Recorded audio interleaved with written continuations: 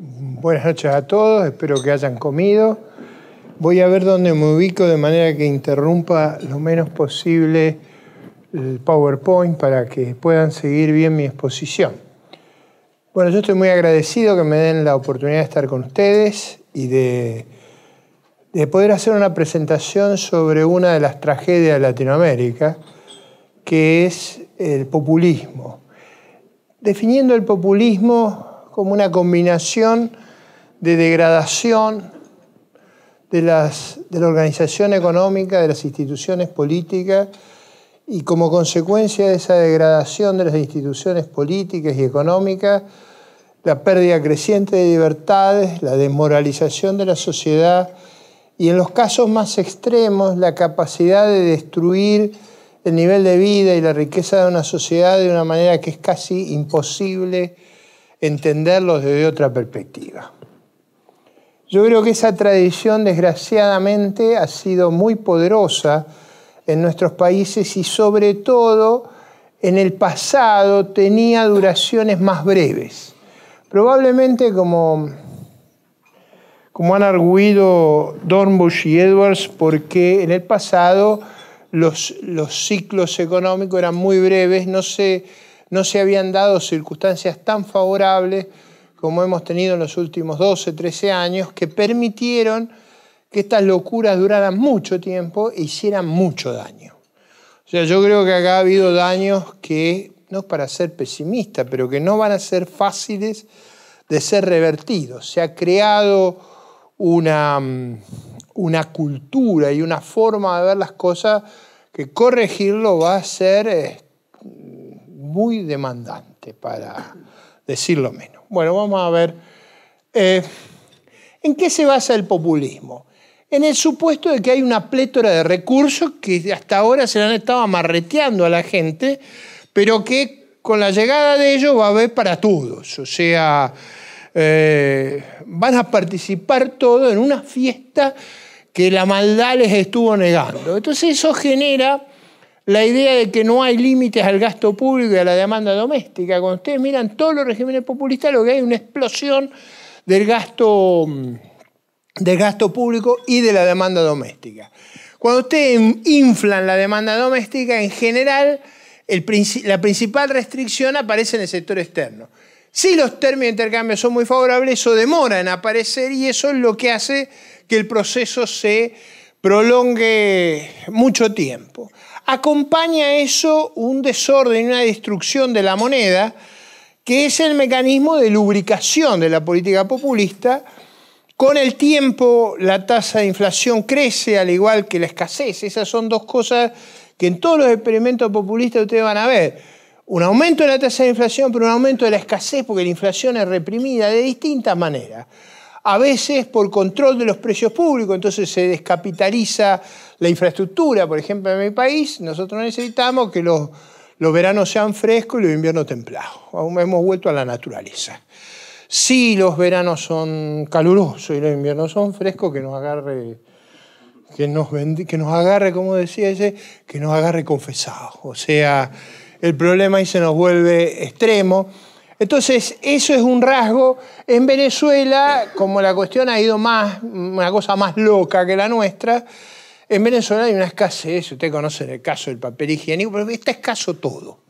Es una economía que se ha desordenado a extremos extraordinarios. Tanto es así que toda la Fuerza Armada venezolana está desplegada en la frontera, pero no para custodiar la frontera, sino para evitar que los bienes se vayan de Venezuela. Porque fíjense ustedes, la brecha cambiaria es 15 veces entre el dólar oficial y el dólar paralelo. Entonces, en vez de venir contrabando de afuera, acá va para afuera. Entonces está todo el ejército ahí en la frontera para impedir que salga. No impide nada, participa, digamos, con esta degradación colectiva. Ahora, cuando inevitablemente la crisis externa viene, que es la que es letal, porque ahí no hay cuento que la pueda parar, se trata de una conspiración de poderes antipopulares. Es una característica de nuestro populismo, son los chivos expiatorios. O sea, siempre hay que buscar a alguien que tenga la culpa. Eso en general es una conspiración. En mi país hemos agarrado la variante ornitológica.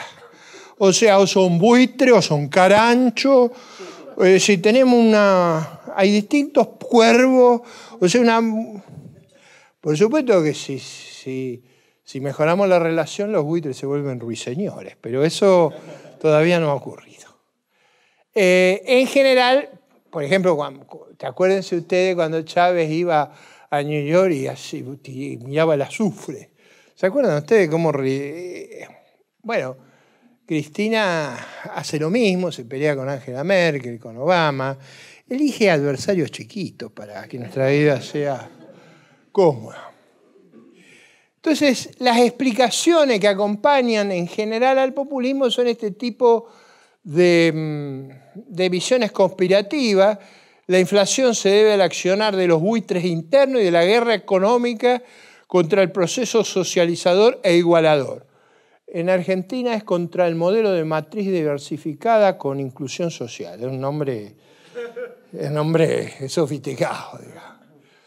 El desabastecimiento, que es producto de los controles de precios, en todos estos países, si ustedes escuchan a la autoridad, es una faceta más de la guerra económica y del accionar de los buitres internos.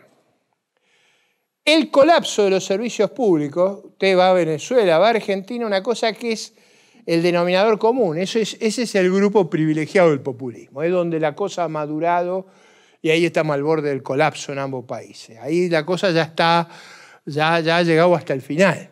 En Nicaragua, en Bolivia, en Ecuador, ahí son más moderados, han hecho barrabasada, pero no al estilo de las que se han hecho en Venezuela y en Argentina. El colapso de los servicios públicos debido a falta de inversión y mantenimiento es también parte de la guerra económica. Por ejemplo, en Argentina, cada vez que se corta la luz, hay un atentado. No es verdad, se corta la luz porque no se mantiene, porque no hay capacidad, porque no tenemos generación, entonces se corta para que no estalle el sistema. Pero la explicación siempre es la conspiración. Acompaña, y esta es una característica completa de todo el régimen populista, un aparato burocrático y corruptor que tiene un costo extraordinario y que vuelve inservible el sistema económico. En la opinión de estos monstruos, es un mecanismo de defensa para enfrentar la guerra económica. Los mecanismos de control de precios, de control de cambio, de control de permiso de importación. En la Argentina es una pesadilla. Si usted tiene que hacer, por ejemplo, ahora hemos inventado otra cosa que es el punto final, que es no pagar las importaciones. Pero eso tiene un problema. Una vez, uno puede empomar una vez. Es un juego no repetible. Pero además, somos poco sofisticados.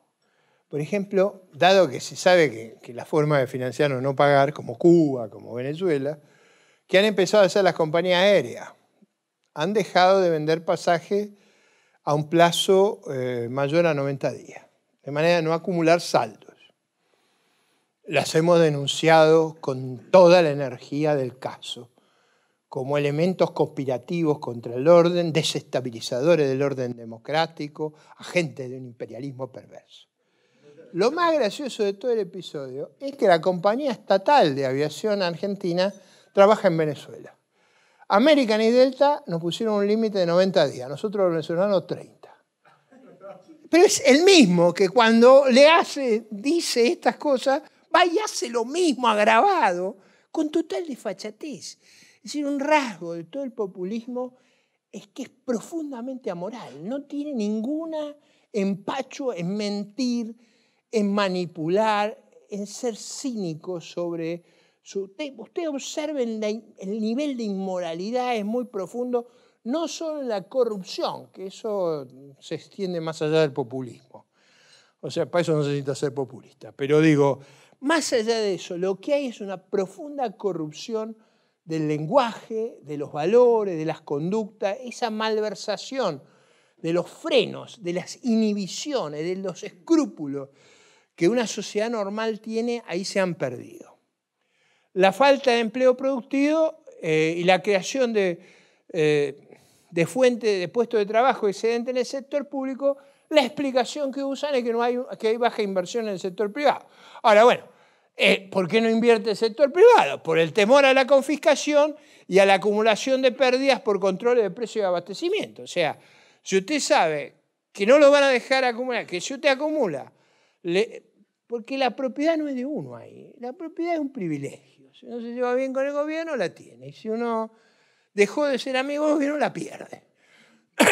La red clientelar pública y de redes sociales aumenta el peso de la carga tributaria. En general, en todos estos países la carga tributaria ha estallado. Ahora, si ustedes suman los controles de precio, los controles de cambio, el riesgo de confiscación y una carga tributaria devastadora, hay que ser idiota para invertir ahí. O sea, sería una cosa llamativa que alguien invirtiera en esas condiciones. La crisis externa, la cesación de pago, por ejemplo, en el caso de Venezuela, la cesación de pago es dramática.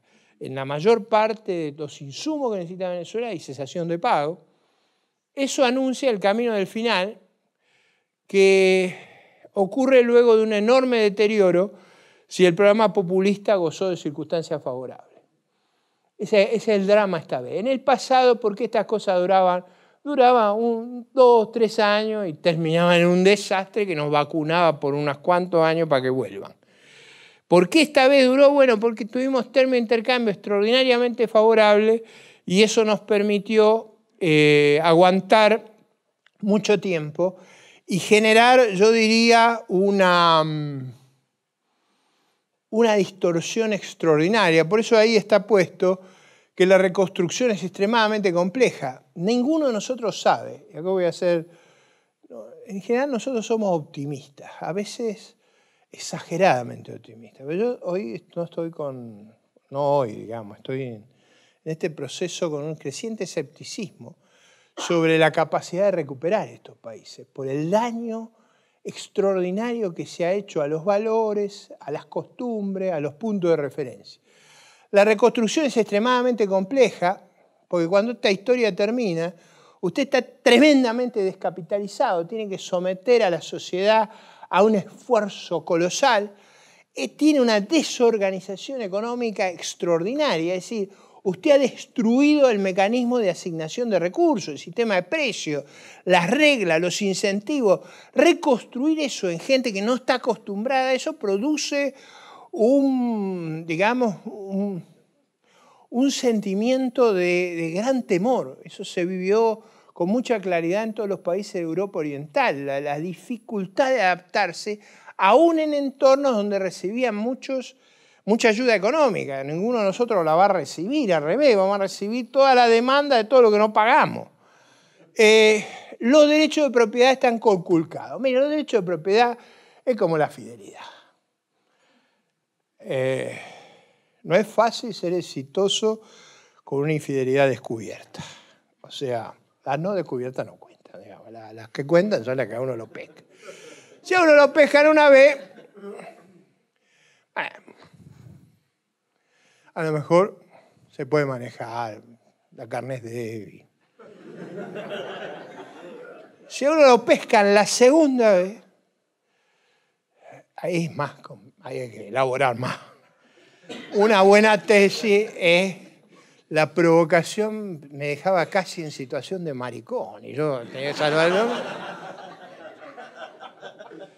La tercera vez preparen una narrativa extravagante.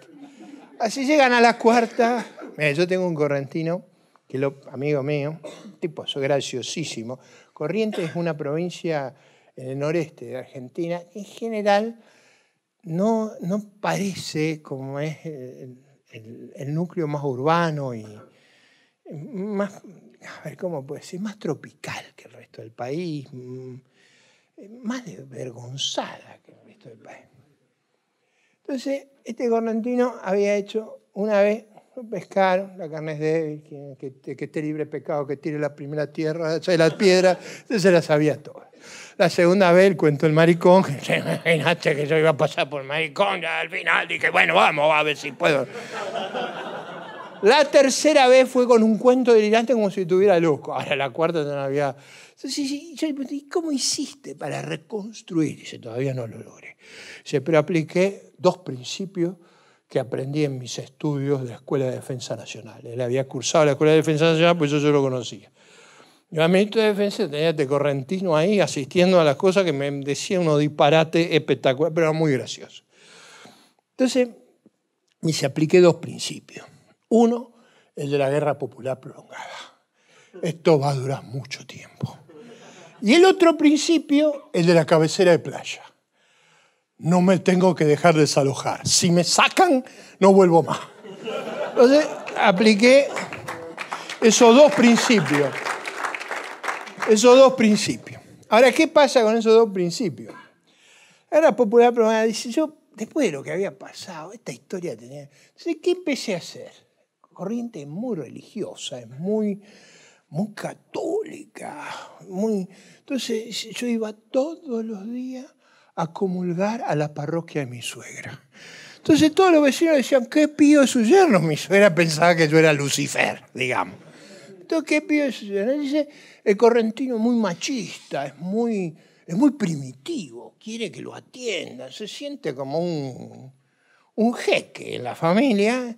Dice, yo todos los días voy con la bandejita del desayuno al dormitorio de mi señora y la dejo ahí. Y digo, pero ¿ha logrado? No, dice, en algún momento hay una debilidad, se quiebra y le di un abrazo. Y empezamos a hablar y volví. No, todavía no, esto lleva tiempo, hay que remar. Bueno, este cuento da una perspectiva de lo que hay que hacer cuando a uno le han violado los derechos de propiedad 3 o 4 veces de una manera terrible. Es difícil creer que eso se puede recomponer, o sea, en el cálculo de cada uno de nosotros, ¿cuál es la hipótesis más razonable? Que lo va a volver a hacer. Entonces, el nivel de seguro que hay que comprar es extraordinario. Nosotros confiscamos los depósitos 4 veces, no sé cuántas veces hemos entrado en default. Hemos hecho default dinámico. Eso es una cosa en que hemos avanzado sobre el resto del mundo. Por ejemplo, ¿cómo se hace el default dinámico? Nosotros, para darle alternativa al ahorrista doméstico frente al dólar, hicimos operación indexada. Cuando vimos lo que costaba, empezamos a trampear con los índices. Entonces era un default dinámico. Todos los meses había un default nuevo. Entonces, eso ha ocurrido muchas veces. Y la convicción de la sociedad es que a veces no hay remedio. Como el correntino amigo mío que dice, vos sabés, si me provoca mucho, no puede ser que crean que soy maricón, la carne es débil, siempre hay una excusa para robar. Yo creo que ese problema no es sencillo, ni en Venezuela ni en Argentina, y la corrección que hay que hacer es monstruosa. Entonces, en general, yo observo el problema de mi país, conozco el problema de Venezuela muy bien, los dos los sigo con mucho cuidado, porque Venezuela, para nosotros, es como si tuviéramos un multicine.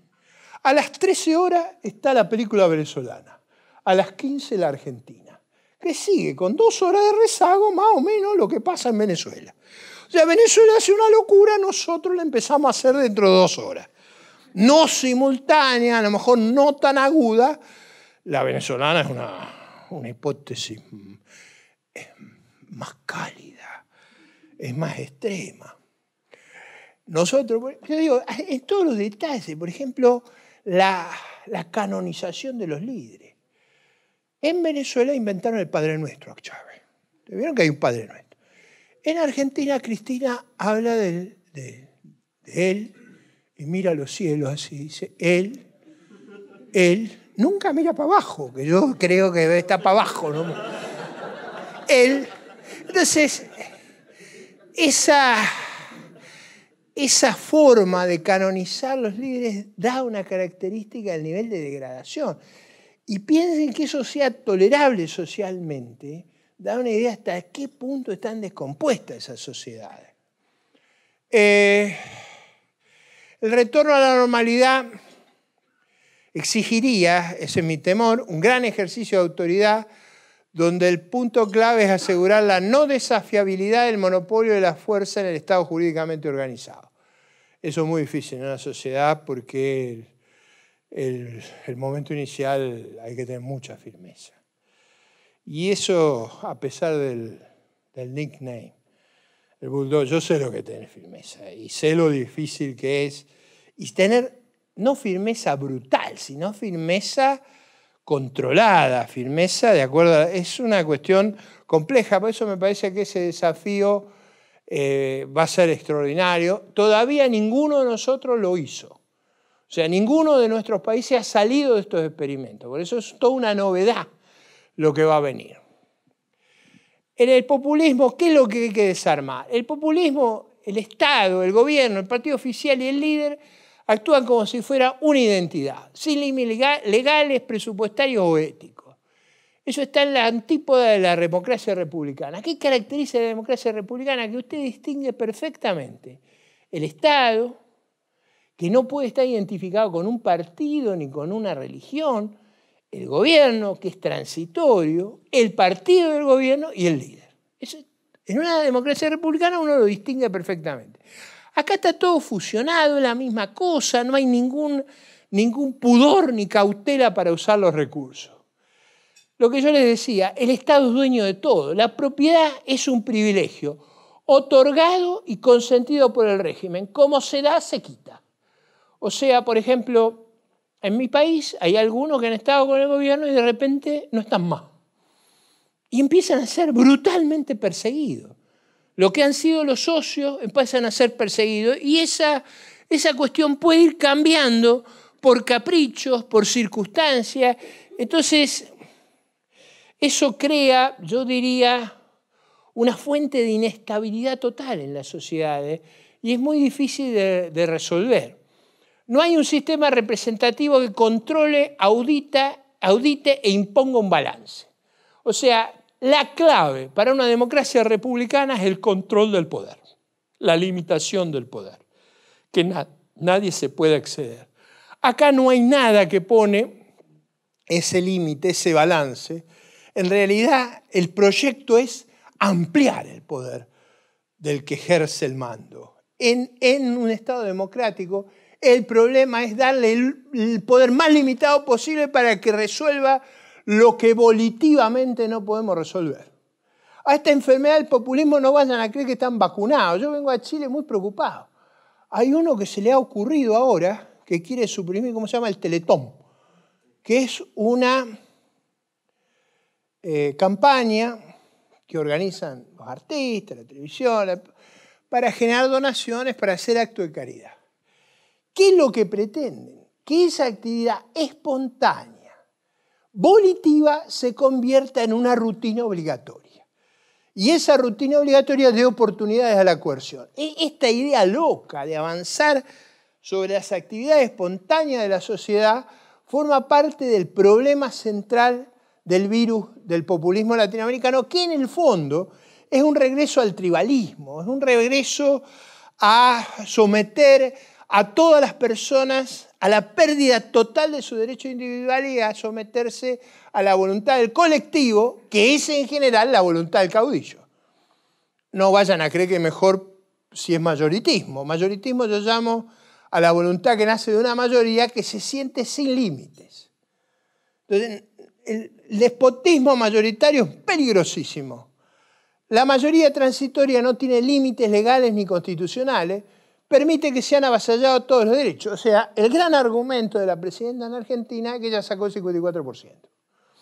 El 54% le da, en esa interpretación, una frase que fue temible, que es vamos por todo. Yo siempre pensé que vamos por todo, vamos por mi libertad, así que desde que pude la combatía más no poder, no con mucho éxito, debo reconocer.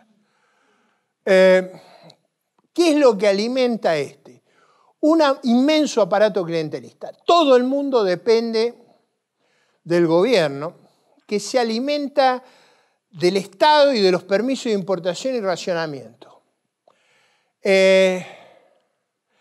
Cuando ustedes tienen un sistema que todas las actividades que ustedes tienen que hacer, tienen que ir a pedir permiso.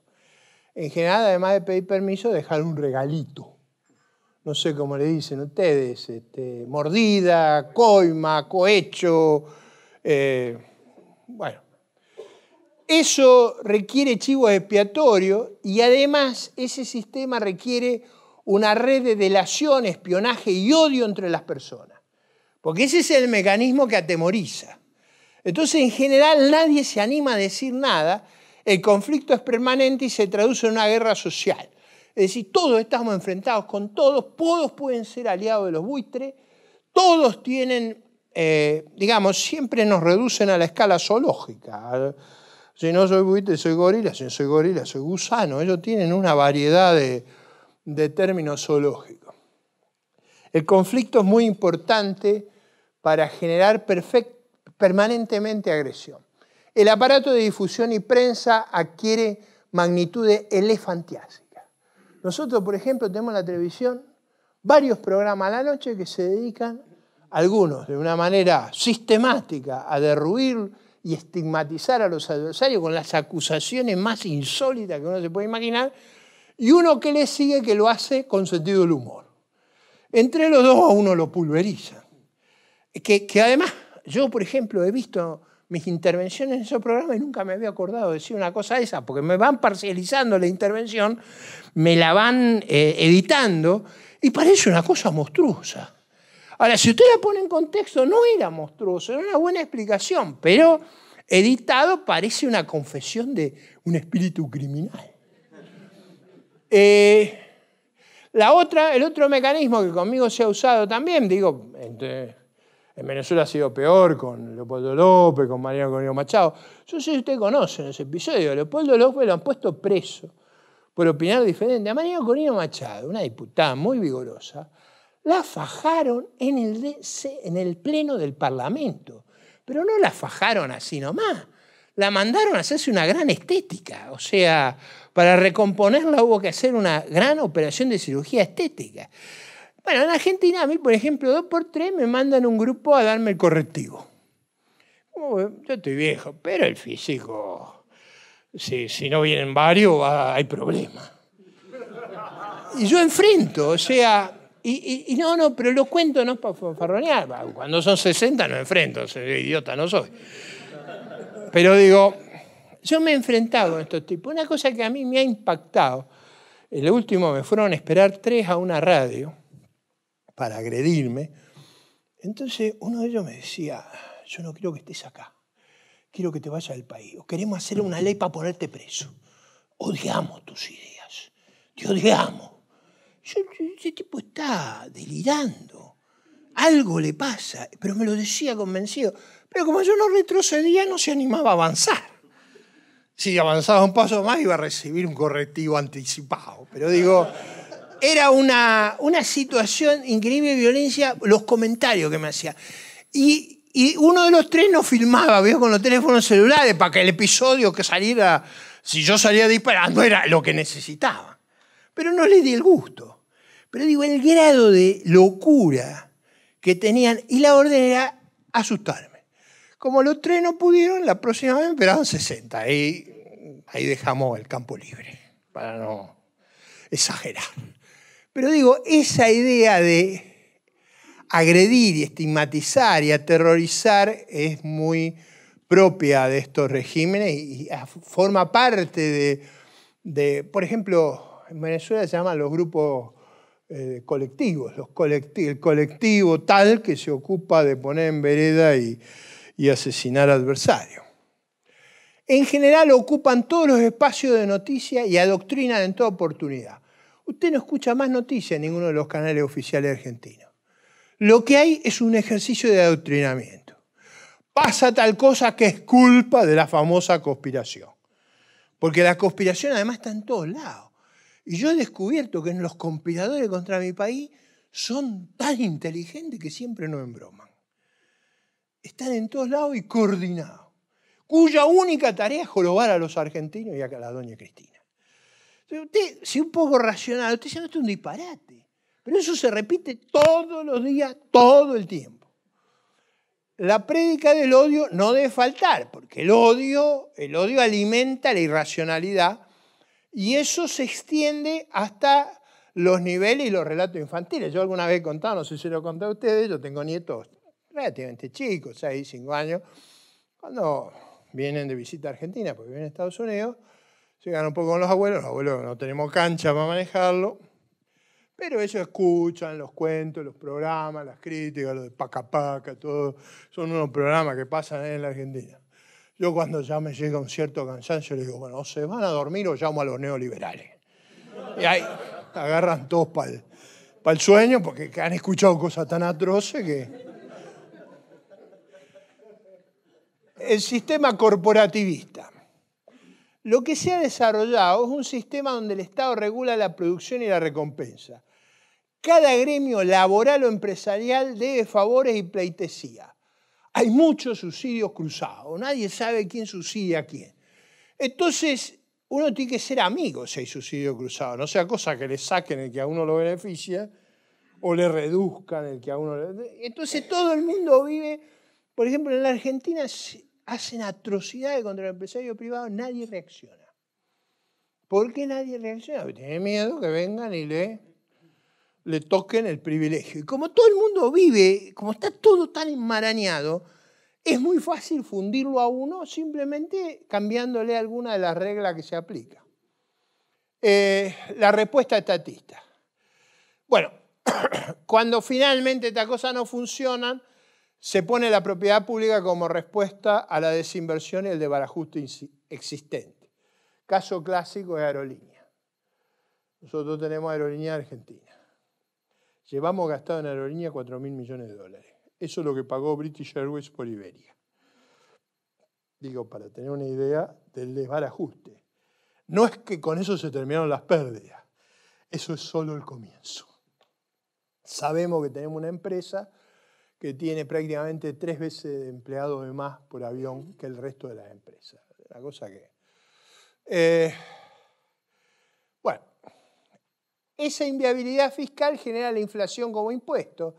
Acá, una de las cosas que estos regímenes no ven, es que cuando uno sube la tasa, lo que uno recauda es altura por base, dividido 2, ¿no? Base por altura, dividido 2 es la superficie.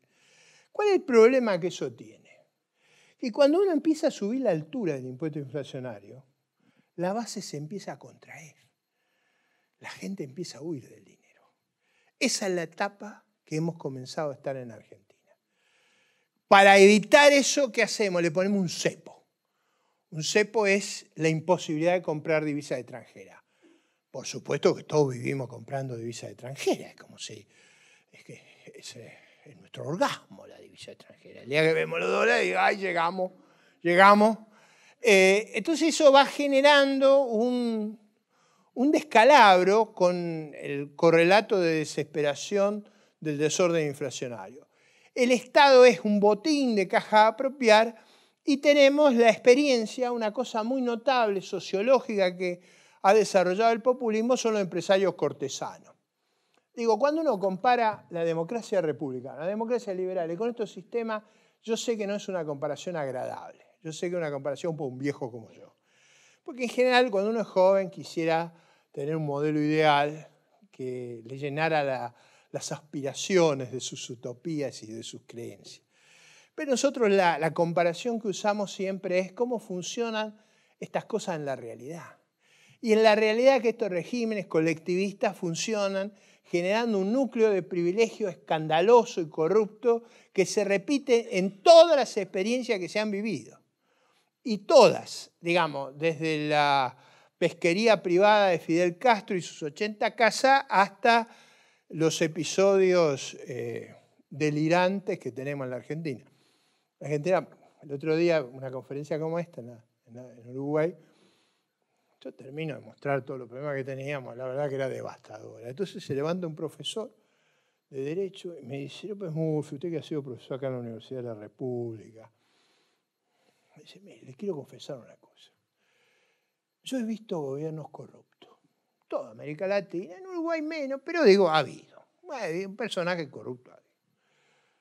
Yo como soy abogado, me dice, he atendido gente y he visto también personas que intentan estafar a la mujer en un divorcio, escondiéndole bienes, digamos, poniendo el auto a nombre de otra persona, cambiando la fecha, de manera que la mujer no pueda participar en la revertición.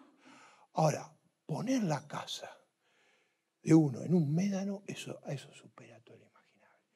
nuestro vicepresidente ha falsificado su documento de identidad. Y su domicilio es un médano. Eso supera lo imaginable. Es decir, ¿cuál es el propósito de una cosa de esa?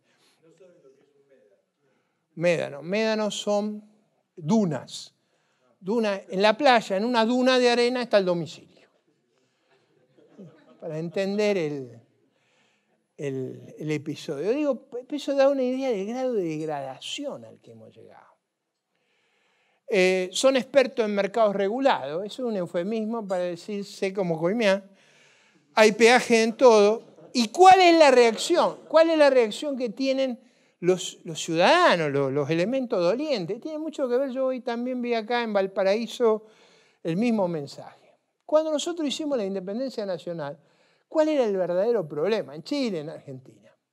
Era liberarnos del monopolio español, que era una suerte de populismo que repartía los privilegios a los entenados del régimen. Y todos los héroes de la independencia eran profundamente liberales porque lo que querían era el comercio libre. Por ejemplo, hoy escuchamos una exposición que nos dice en 1811 logramos liberar el comercio. Para Valparaíso era como alcanzar el clímax. Estoy con versiones eróticas hoy. En general, los héroes de la independencia valoraban el contrabando. ¿Por qué? Porque la contrabando, la expresión, es contra el bando. El bando era la orden que decía le tiene que comprar a Mauricio. Y Mauricio me cobraba lo que quería. Entonces yo cuando contrabandeaba decía contra tu bando. ¿Está? Contrabando viene de vulnerar las imposiciones del poder. Y la otra reacción es la informalidad. En Argentina todo el que puede se ha declarado subjetivamente exento. Es decir, si puede evitar dar una factura, nadie da nada. Si no hay más remedio, da. Pero si no, hay como cada vez que uno logra evadir un impuesto, cree que hace una contribución a la libertad. Ahora, imagínense cómo está transformada la regla de juego. Porque claro, no digo que eso esté bien, digo, forma parte de la reacción social a un régimen autoritario y disipador de la riqueza. Se arrincona la prensa libre.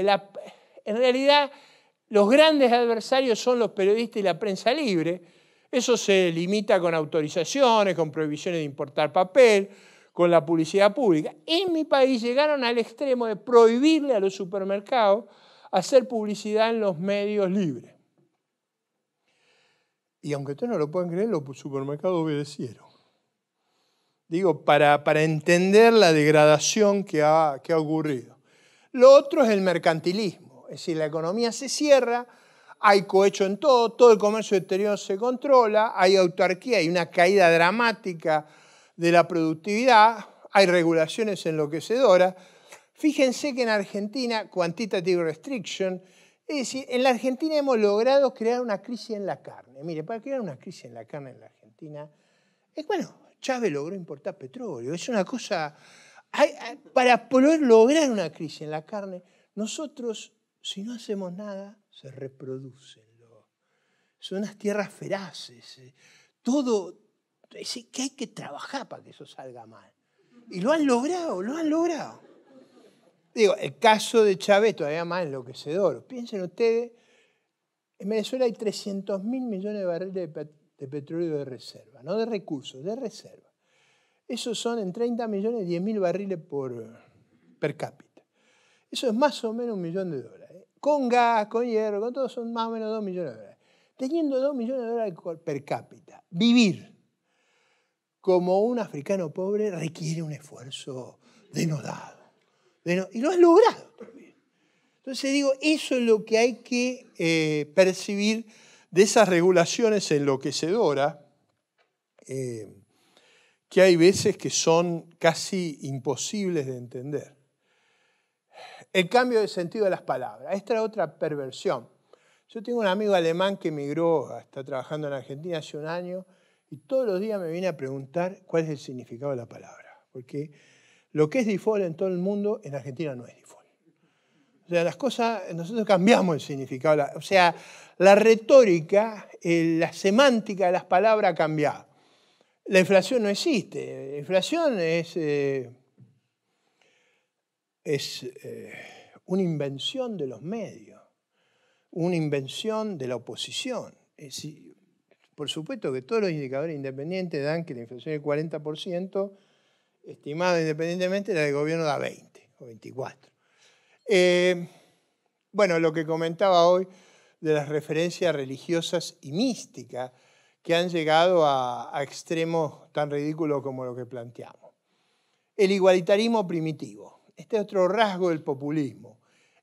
Fomentar el espíritu tribal, el rencor contra todo lo que no pertenece a la colectividad, el colectivismo, no dejar a cada uno realizar sus derechos individuales, sino generar un encono contra la iniciativa, el emprendimiento y la innovación. Hay un encono contra eso.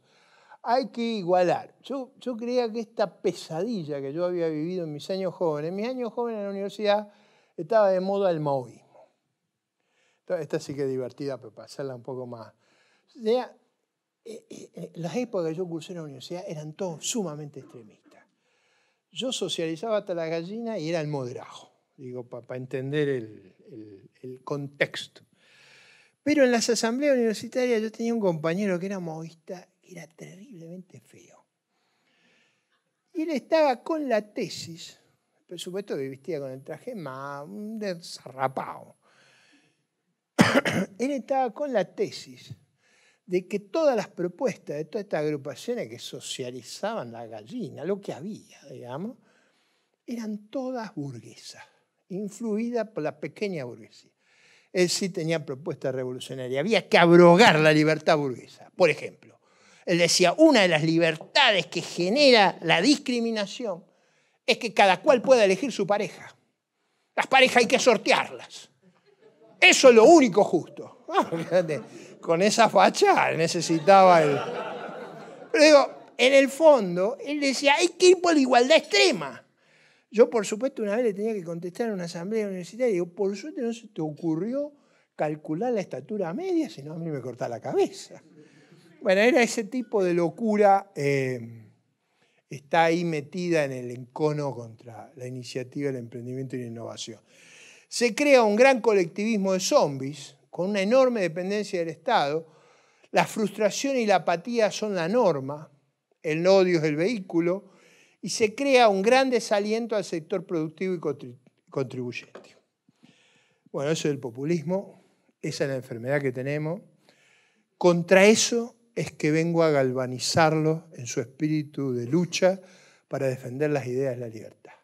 Porque las ideas de la libertad, aún con ese escepticismo de saber la dificultad que vamos a enfrentar, son las únicas que le permiten al ser humano alcanzar y lograr el desarrollo de sus capacidades, de sus sueños. La libertad es como la salud, se valora cuando se pierde.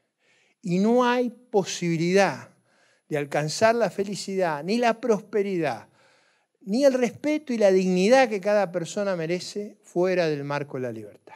Por eso, aún en los tiempos más difíciles, aún en las circunstancias más adversas, a mí me parece que ilumina nuestro camino tener una firme convicción y una gran vocación de lucha para defender los derechos individuales, la autonomía de las personas, la independencia, la diversidad, hacerlo en la libertad y generar un ejemplo de decencia y de conducta para que podamos evitar esta tragedia que hemos vivido con los populismos y el colectivismo en Latinoamérica. Muchas gracias.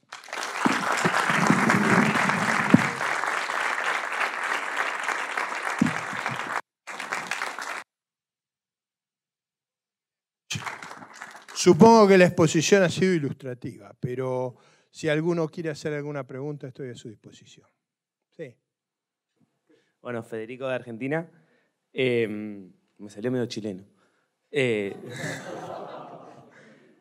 Bueno, después de haber visto todo esto, lo que es fundamentos del populismo, y siendo que Argentina tiene populismo hace 70 años más o menos, que es más o menos lo que se viene diciendo hace 3 días acá, que siempre los argentinos venimos hablando siempre del mismo tema más o menos. Pero el año que viene hay elecciones y por lo que se viene hablando, por lo menos, la gente está buscando un cambio. El tema que el cambio que hay, o sea, no es un cambio, sino es atenuar esta locura. Entonces, primero, ¿cómo ves que puede llegar a ser la transición, si es que la pudiera llegar a ver? Y segundo, más allá de, o sea, esto te lo pregunto en cuanto a teoría y práctica, si pudiera haber un cambio gradual, o sea, si pudiera el cambio no ser gradual, sino un shock, que 2016 asume, no sé, Macri o el que sea, y anula un montón de cosas. Si se podría hacer eso en la práctica, o sea, si Argentina estaría preparado, o sea, si se pudiera bancar el costo político de eso. Gracias. Bueno, primero si lo van a querer hacer. Macri acaba de declarar que no va a hacer cambio. Digo, para que ustedes se den una idea, uno de los candidatos de la oposición que había mantenido más un discurso diferente del gobierno, su declaración importante es no voy a hacer cambio. Una cosa notable, porque si no va a haber cambio, ¿cuál es el motivo de votarlo? Es decir, el temor que se ha generado en la oposición a ir contra estas ideas es dramático. Por eso es mi escepticismo. O sea, porque yo creo que para poder cambiar en la Argentina tiene que haber una estrategia, un liderazgo con bastante resiedumbre, con voluntad, que crea que cambiar es valioso y que esté dispuesto a hacer los sacrificios y a enfrentar lo que hay que enfrentar para hacerlo. Yo creo que esa estrategia no puede ser ir a todo o nada en la elección presidencial de 2016. Hay que ir ganándole las elecciones locales y provinciales. Lo que yo veo es que en Argentina toda la oposición se fragmenta, en vez de unificarse para ir liquidándole los centros de poder. Entonces lo que uno tiene que ver es, ¿están pensando en hacer un cambio o no? Pues si estuvieran pensando, en cada provincia, en cada ciudad, buscarían el candidato opositor que les puede ganar. Esa es la señal clave para desarmar el régimen. La reforma que hay que hacer es enorme, porque fíjense, a mí lo que más me asombra es que yo tenía un número extravagante de los planes sociales, de los empleados públicos, de los jubilados. El domingo han publicado las estadísticas de cuántos hay, y yo me había quedado corto, yo creía que estaba exagerando. O sea, se ha generado, por ejemplo, cuando yo era ministro había más o menos 4,5 millones de jubilados, ahora hay 9. Cuando yo era ministro había 2 millones de empleados públicos, ahora hay 3,900, 3,800. Cuando yo era ministro había 80.000 planes sociales, ahora debe haber 6 millones. O sea, la cantidad de gente que depende de todos tipos de cosas es tremenda, tremenda. Entonces, cambiar esa regla de juego. Por ejemplo, ¿por qué nos quedamos sin energía? Bueno, porque el precio de la energía, que en el mundo se duplicó, nosotros lo redujimos un quinto. O sea, el precio hoy de la energía es 1/10 de lo que vale en el mundo. ¿Qué es lo que pasa si usted paga 1/10 de una cosa de lo que vale? ¿Qué es lo que hace cualquier persona? Bueno, empieza a consumirse el stock de capital que está invertido ahí. Nosotros fuimos sacando la reserva de gas y petróleo y se nos fue agotando. Porque normalmente el gas y el petróleo hay que poner dinero para reponer las reservas cada vez que uno extrae. Si uno extrae, es una valla bárbaro hasta que se quedó sin gas y sin petróleo. ¿Qué fue lo que nos pasó? Por ejemplo, le cortamos el gas a Chile y a Uruguay. Pero no vayan a creer que por un ánimo bélico. No, por torpe, por bruto, por populista. Después no lo cortamos nosotros. Entonces, un país que tiene reservas increíbles de gas y petróleo importa 1/3 de su necesidad energética, una cosa disparatada. Todo eso, cambiarlo, implica poner las tarifas de los precios públicos donde corresponde. Eso va a ser un shock tremendo. Devolverle a la gente la cultura del trabajo, que no va a vivir de la transferencia, sino que va a ganar el pan con el sudor de su frente. Ese es un valor esencial a las sociedades libres. La autoestima, la autonomía que da trabajar y ganar el sustento de su familia y el sustento propio. Ese es un valor que hace a la libertad. Si usted todo el día está con la manito puesta para vivir de la beneficencia, es casi inevitable que reciba las instrucciones del que pone la ayuda. Entonces eso ha generado toda una degradación. Eso no hay que combatirlo simplemente con los cambios instrumentales, hay que combatirlo culturalmente. Hay que decir, eso está mal, eso es inaceptable en ninguna sociedad civilizada. Eso nos embrutece y nos vuelve vasallos. La lucha es una lucha primero cultural, después política, después institucional y por último electoral. Lo único que la oposición argentina está haciendo, y con gran tristeza de mi parte, es fragmentarse, dividirse y actuar, y además actuar con vergüenza. Ir a decirle, no vamos a cambiar nada. ¿Pero para qué los van a votar si no van a cambiar nada? ¿Para qué los van a votar? Pero sí hay que cambiar todo ahí. Nos han empobrecido, nos han embrutecido, nos han degradado, nos han prostituido. Hemos perdido el orgullo de ser miembro de nuestro país y lo único que nos prometen es que no va a cambiar nada, pero es para matarlo a los opositores. Entonces, el problema es complejo, porque los que tienen que estar en el liderazgo no están.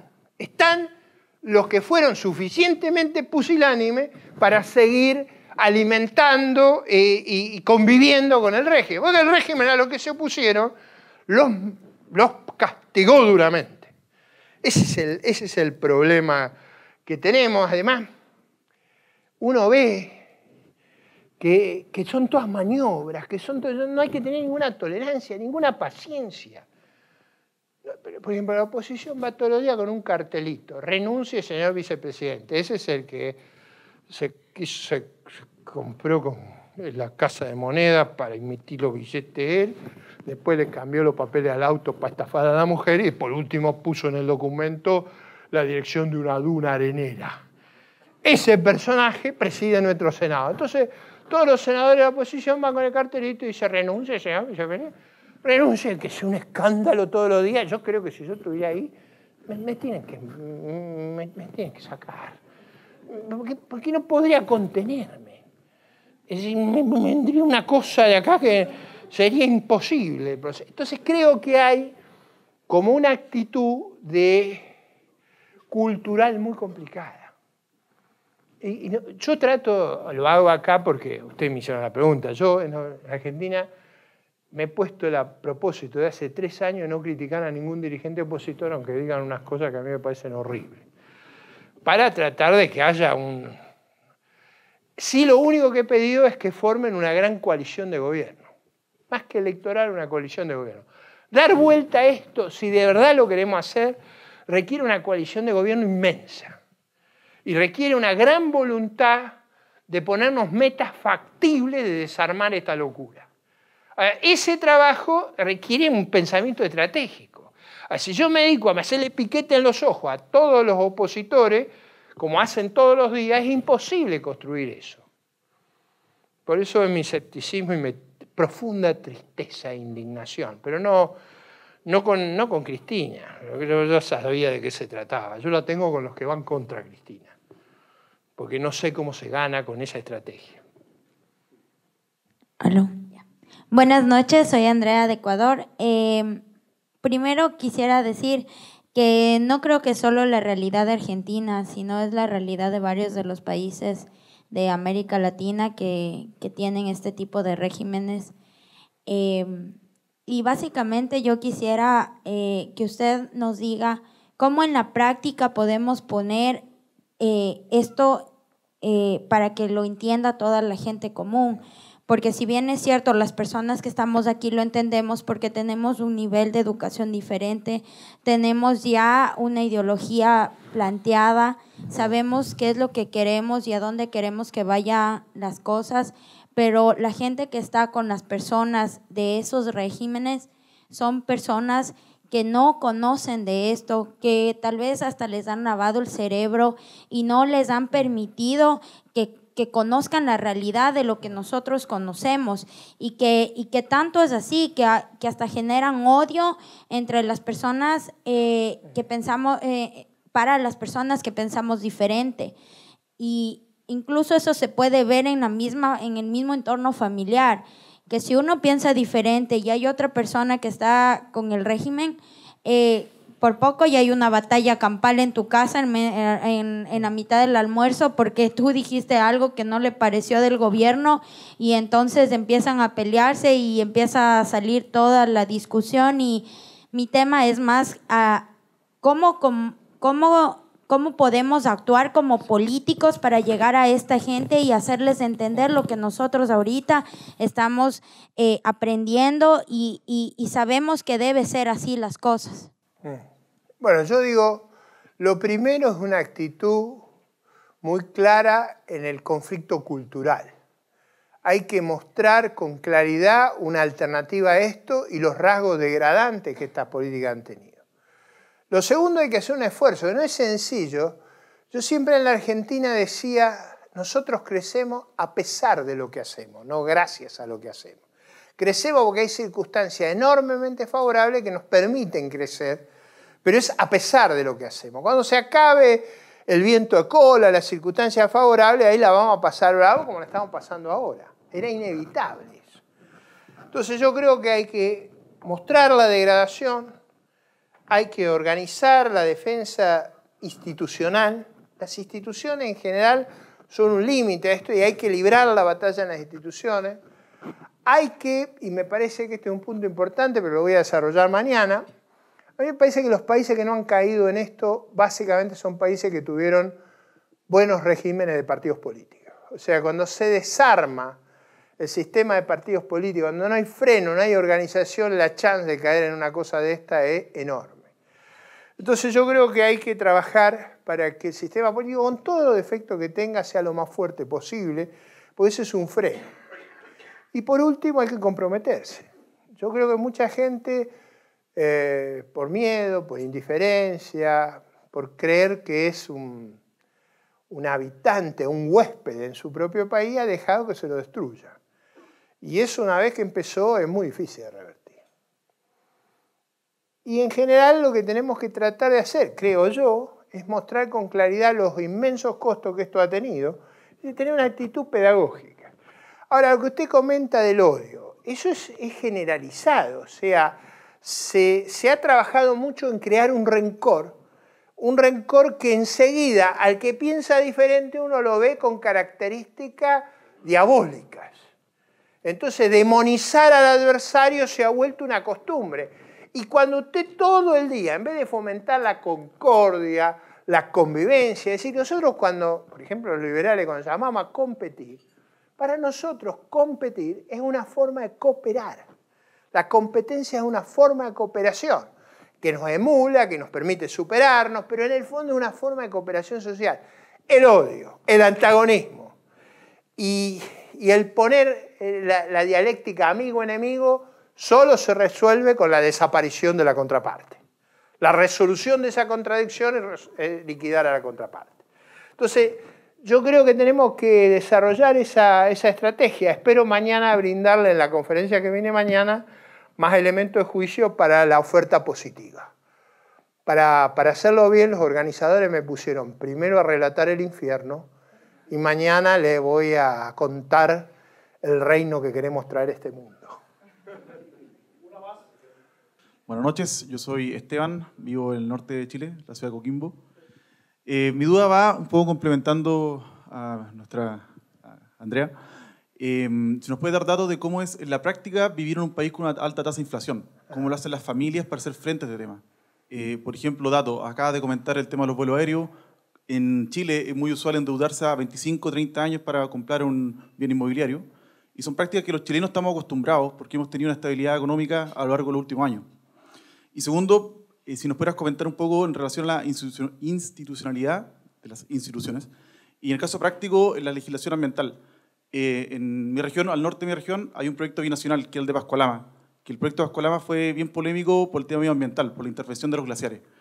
Lo que más me llamó la atención es que el proyecto, pese a toda la incógnita política que hay en Argentina, el proyecto se cayó por el lado chileno, no se cayó por el lado argentino. La gente que está entendida en temas de proyecto me comentaban que de alguna forma en Argentina las cosas pasan. O sea, y hablaba bien de las instituciones chilenas, que no era llegar y hacer las cosas no pasaban de alguna forma. Sin embargo, había una legislación que se respetaba y era capaz de tener un proyecto de esta envergadura. En cambio, por el lado argentino, las cosas de alguna forma pasaban. Si nos puede ilustrar un poco cómo funciona la institucionalidad, si es una práctica usual o son... Sí, es una práctica usual. Gracias. Digo, ahí no hay ningún límite. El límite es ganarse la voluntad de ella. Ella tiene, es como una monarquía, ella hace lo que se le ocurre, el Parlamento es una escribanía, o sea, no hay prácticamente límites, los límites son muy frágiles. No diría ausencia total, la prensa y la justicia han puesto ciertos límites, pero en realidad ha habido una, digamos, por los resultados de las votaciones, una mayoría abrumadora que le ha permitido hacer lo que ha querido. Por ejemplo, en este caso, ignorar limpiamente restricciones ambientales.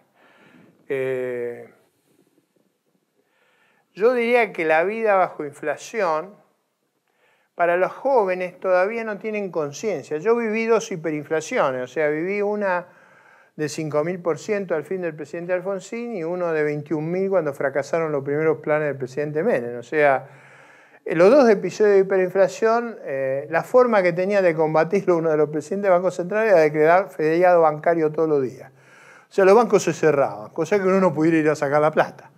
Pero uno vivía todo el día, yo iba 2 veces por día al banco, porque cada vez la plata era como una mancha venenosa. Para que ustedes se den una idea, la velocidad de circulación del dinero era 6 veces más rápida que ahora. O sea, con la misma cantidad de dinero financiábamos un nivel de precio 6 veces más alto. O sea, la plata giraba a una velocidad extraordinaria. Extraordinaria. Aceleramos la velocidad de una manera extraordinaria, cosa que me temo que vamos a hacer ahora. Entonces yo diría que la inflación es probablemente el peor impuesto que se pueda cobrar, el más regresivo, el que afecta. ¿Por qué es tan regresivo? El impuesto ¿sobre qué se determina? Se determina sobre los saldos monetarios que ustedes tienen en los bolsillos. En la gente de cierta posición económica, los saldos que están en el bolsillo son mínimos. En mi patrimonio, lo que llevo en el bolsillo, si me agarran con peso, va a ser una magia para el gobierno. En cambio, en la quincena que cobra el trabajador, el operario, todo su patrimonio es lo que tiene en el bolsillo. Entonces el impuesto es sumamente regresivo. Sumamente regresivo. Pero además es un impuesto no legislado, que ocurre sin que usted lo pueda parar. Y a uno lo lleva a escalas crecientes. Impuesto a la ganancia es un impuesto monstruoso y creciente. Es muy difícil de estabilizarlo. Entonces yo diría que eso ha degradado nuestra convivencia y nos lleva a un permanente conflicto. En la Argentina nadie sueña tener un régimen de préstamo hipotecario para comprarse la casa, ni el auto. Todo eso es muy complejo que se dé. Los que hay algunos que son privilegios que da el gobierno. En general los préstamos están reservados para los amigos. Porque ahí va a haber subsidio, ahí va a haber... Entonces no hay nada que funciona como acá. Allá todo es, vos sos amigo, no sos amigo. Sos amigo, te damos. No sos amigo, te empomamos. Esa es un poco la lógica del sistema. Es una lógica muy degradante, porque todos sabemos que está todo mal. Sin embargo, hay como una impotencia en la voluntad de cambiar. Porque hay temor, porque claro, usted ha construido una sociedad de gente zombie que vive de las prebendas y vive de la limosna estatal. Esa persona cuando hace el cálculo electoral dice, estoy muy mal. Pero si me sacan esto, no como. Hasta que lo otro funcione, puedo tener una crisis inolvidable. Entonces, en general, eso lleva a que la propuesta política alternativa sea no vamos a tocar nada. Si no vamos a tocar nada, ¿para qué nos van a votar? Ese es el dilema. Yo creo que el grado de deterioro que hemos alcanzado es muy significativo. Es cierto que en Venezuela es mucho peor, pero el grado de deterioro es muy significativo. Por ejemplo, hemos deteriorado nuestra Fuerza Armada a un grado que no tiene nombre. Nuestra aviación no vuela. Los barcos de nuestra Armada se hunden en el puerto. Desfilamos con uniformes tradicionales, porque si desfilamos con los blindados se cantó parado. Entonces, hemos llegado a un grado de degradación del capital, de la infraestructura dramático. Digo, en cualquier cosa que ustedes miren, la oferta eléctrica, la energía, la inversión militar, de mantenimiento. Tenemos un problema enorme. Eso es lo que hay que reconocer. Esto ha sido una catástrofe tremenda, que hay que entenderla como una gran catástrofe que ha arruinado los mejores años que tuvo nuestra patria para crecer y desarrollarse, y que ese enorme desperdicio hay que persuadir a la sociedad que fue una tragedia. Algunos dicen que por rencor, porque el que perdió la elección frente a Kirchner fui yo, así que debe haber alguna dosis de eso, pero yo creo que fue una gran tragedia que esta gente haya llegado al poder. Bueno, muchas gracias a todos.